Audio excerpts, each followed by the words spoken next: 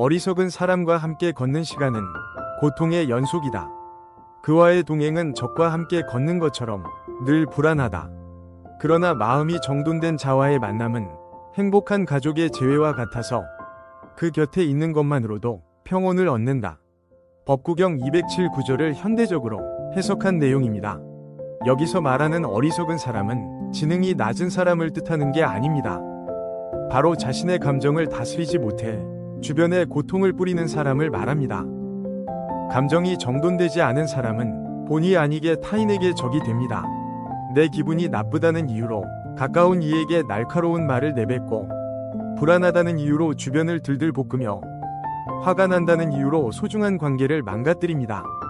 가끔은 스스로에게 이런 질문을 하게 됩니다. 나는 누군가에게 함께 가고 싶은 정돈된 사람인가? 아니면 나도 모르게 피하고 싶은 적이 되어 있지는 않은가? 만약 반복되는 후회와 번뇌 속에서 나도 이제는 마음을 정돈하고 싶다는 간절한 마음이 든다면 오늘 이 영상이 작은 실마리가 되어줄지도 모릅니다. 감정이 없는 사람이 아니라 감정에 휘둘리지 않는 사람. 정돈된 사람의 길은 사실 그리 멀지 않은 곳에 있습니다. 우리는 흔히 복잡한 마음을 정돈하고 싶을 때 더는 생각하지 말자, 좀 더 인내해보자 라고 결심합니다.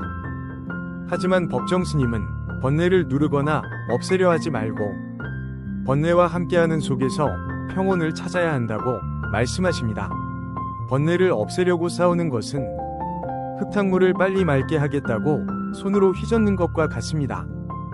휘저을수록 흙탕물은 더 뿌옇게 변할 뿐입니다.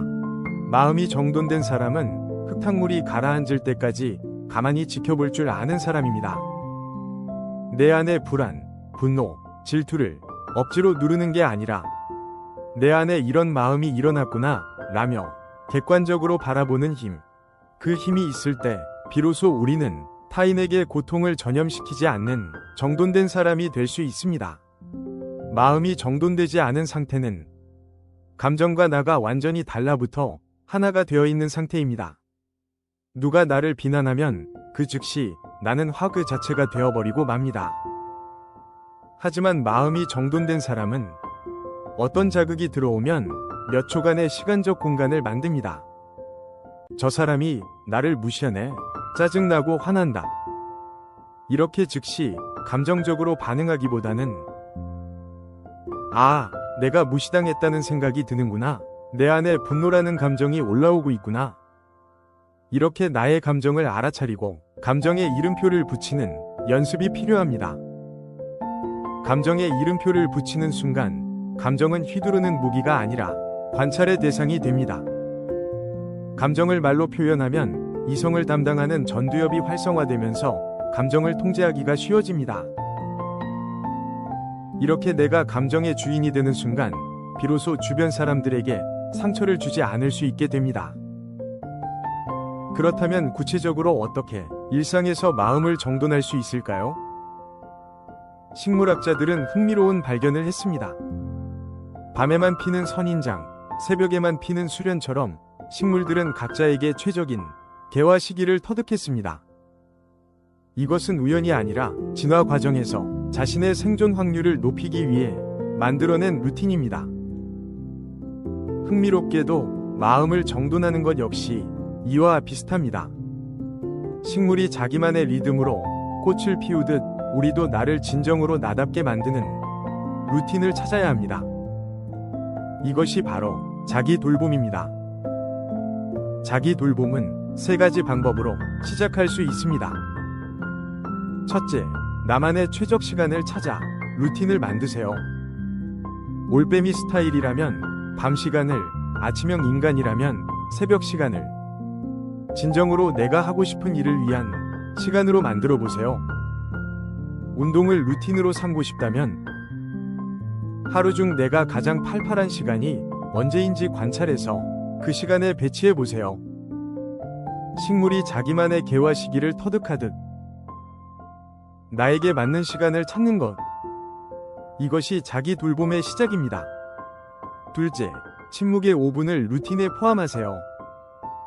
하루 중 가장 소란스러운 시간, 딱 5분만 입을 닫고 자신의 숨소리에 집중해 보세요. 이때 중요한 것은 침묵의 시간 5분을 매일 같은 시간에 하도록 루틴화하는 것입니다. 말이 많아질수록 마음은 흩어지고,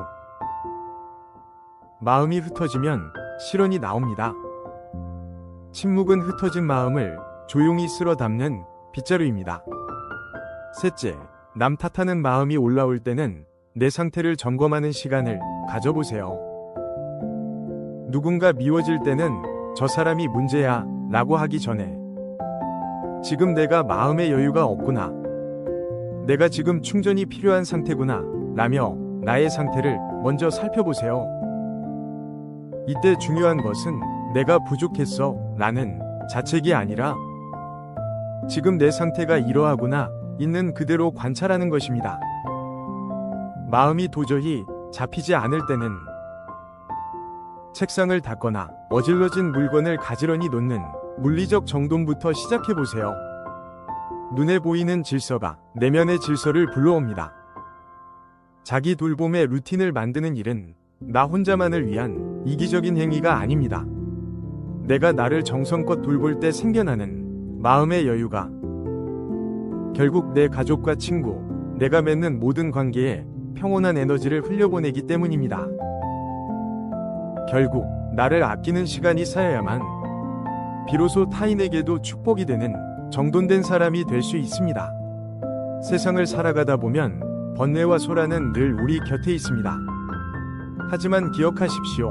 정돈된 사람이란 아무런 문제가 없는 사람이 아니라 문제가 생겼을 때 잠시 멈추어 나를 돌볼 줄 아는 사람입니다. 이 영상이 끝나면 딱 5분만 아무 말 없이 숨을 고르거나 어질러진 책상을 정리해보는 건 어떨까요? 잠깐의 침묵과 작은 정돈이 마음이 정돈된 사람으로 살아가는 출발점이 될 수 있습니다. 시청해주셔서 감사합니다. 하루의 지혜바이 포비였습니다.